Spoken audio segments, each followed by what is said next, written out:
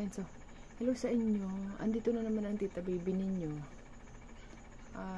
Wala lang ito. Gusto ko lang mag-video ba?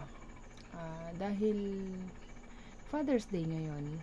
So, ang mahal na asawa ay nagse-celebrate daw ng Father's Day.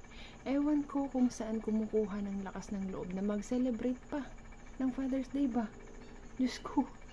Ay nako, pero hayaan na lang natin dahil pakiramdam niya yata ay ulirang siyang ama. So, pabayaan na natin, pagbigyan natin, ibigay natin sa kanya itong araw na ito ko, no? Na Father's Day daw. Diyos ko, day. Huwag na nating estresin ang ganda natin. Diyos ko. Sige.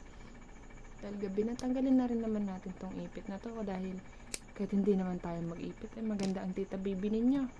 No? Ayan. Diyos ko ka. Okay. So, bumalik tayo dyan sa Father's Day na yan. Hindi ko talaga alam kung saan humuhugot ng lakas ng loob itong lalaking ito na mag-celebrate pa ng Father's Day. Hindi ko alam kung ano yung pinagata sa kanya ng nanay namin, ng mother-in-law ko. Diyos ko, day. Ako na yung nalibad pa rin sa lalaking ito.